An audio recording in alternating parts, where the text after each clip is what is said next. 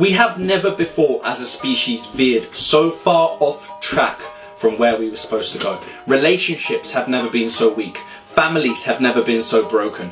Divorce rate has never been so high. The youth has never been so lost. Mental health had never before spiraled so out of control. Cheating was never normal, and it's all being done on purpose. Now, this one's going to be a bit of a long one, but the next 3 to 4 minutes are going to forever change your perspective on the way you're being tricked into living your life. So listen carefully. Now, I saw a quote the other day that said, if you want to make humanity hate each other and fall apart, show teenage boys as much naked women as you possibly can. Now, I read that and I found it fascinating. At first I didn't understand it, but then I made sense of it, and now I'm going to break it down into simple terms for you guys, and I'm going to explain it to you step by step, and it is scary, so you're going to want to watch to the end, believe me. Now, it starts with a different quote I heard recently. It was from Jordan Peterson. He said something along the lines of, the average 12-year-old boy of today has free instant access to more naked, beautiful women across the world than the average lord, emperor, king with all the money and power in the world did 300 years ago. Now let that sink in. Now, as always, it starts from the top. You have pop stars half naked on stage being celebrated. You have Instagram models posting and monetizing uncensored content to a non-age restricted audience. Again, glorified and boosted by the algorithms. You've got OnlyFans stars, you've got porn stars, the list goes on and on. Posting revolting content all over social media.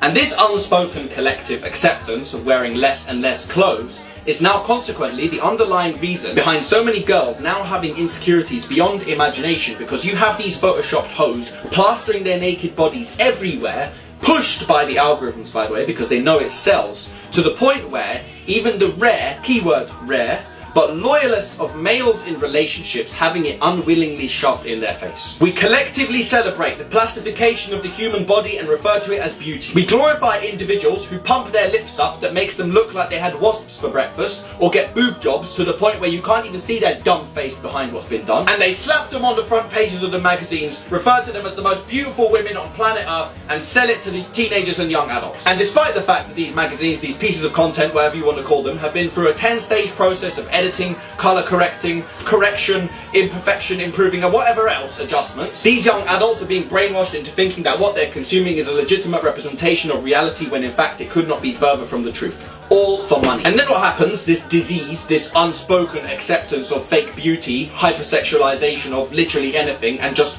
overall illegitimacy, it reeks into the teens and the commoners, the consumers. The girls who just innocently scroll social media. They see the latest music video, they see the latest TV show, they see the latest Instagram posts, and then some girls see it as an opportunity. They wear less clothes on their social medias, they wear less clothes on nights out. Their overall dignity and exclusivity is in a perpetual downward spiral, because this is now what's accepted. And they also know the males are now aware that this is the new reality, which means it's normal to see half-naked women on every corner of every street whenever they please. And you have a massive contingent of women who are more insecure now than ever, because they can see that everything in society is getting sexualized, and the glorified celebrities are the advocates for it, so they feel they either have to become it or remain insecure.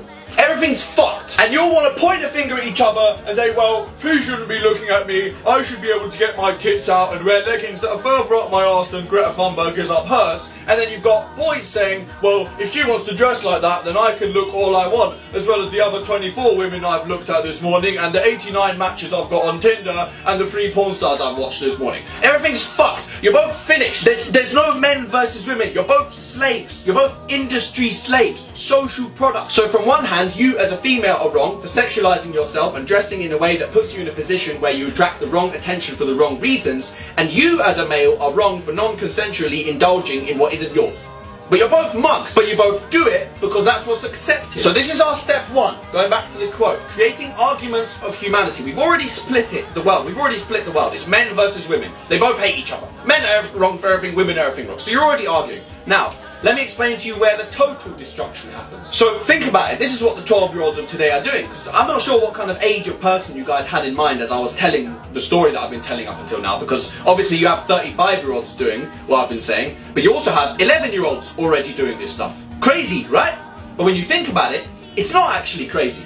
Because the average 11-year-old of today has already had an iPhone for 2-3 years and already scrolled hundreds of thousands of TikToks, Instagram posts, and whatever else they can consume at the click of a button on their iPhone. So the 12-year-olds of today are no longer playing with Barbies and action men. They're no longer participating in creativity-induced activities such as drawing, painting, creating things. Any education they are given is the bollocks education system shit that teaches them absolutely nothing except how to be depressed and anxious, and they hate it so much that in order to not be depressed and anxious, they play video games, scroll social media, and consume all of the above. And then what happens is they get to the age of 18, 19, they have no family values, they've been taught no value in loyalty, care, exclusivity, they're full of negativity, they hate their lives, they're full of hatred and resent, they live their lives chasing clout, sleeping around town, and attempting to copy what they think is the reality of the lives of the influencers and celebrities they follow on social media. None of these kids can go on to be good mothers and fathers. They are simply not equipped with any value to provide another, let alone raise a child from scratch. I don't think you people realise how bad it's actually got, or maybe you have and you're just going through the motion. 50, 60 years ago, men were going to war, and they'd go to war knowing that their wives were at home, loyal to the brim,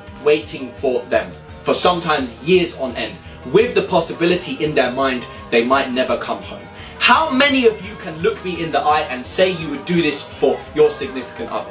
99% of you, not a chance. You wouldn't stand a chance. Most of you wouldn't last a week. If my generation is honest with themselves, you know that even if your partner was at war in the line of gunfire, in a couple of weeks you'd be out in the club having vodka sprayed into your mouth by 3 other guys who did it to 15 other girls the last 5 nights before that. Disgusting. 50, 60 years ago, behaviours that would have been considered that of a prostitute. The lowest, most looked down upon edition of human that was considered nothing but a lost individual. I have waited so long for someone to come out and speak up for those of us who don't want to sleep with our entire county, cheat on our wives, get drunk every Friday, conform to the system and copy what every other Joe is doing just to look like the popular guy in his lame-ass group of brokies. So long I've waited for someone to come out and speak about it until I realise that they're never coming, so I'm fucking doing it myself. This is the end of the era of families if you lot don't fix up. It won't be like before ever again, back when the world didn't glorify and advertise getting dicked down in the toilet at a club or at a hotel of a guy who has a verification tick on his Instagram.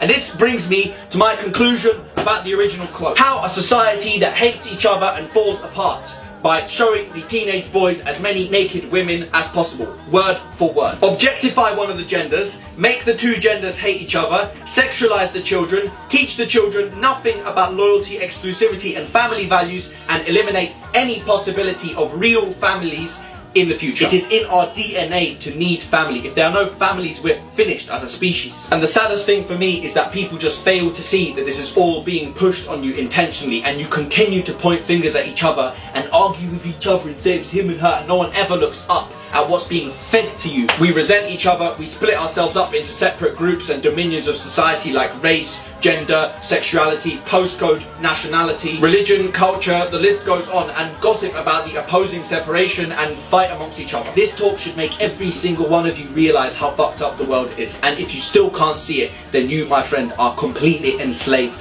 And I pray for your freedom. For those of you who can see it, stop buying it, stop financing it, stop watching it, and we might be able to reverse it.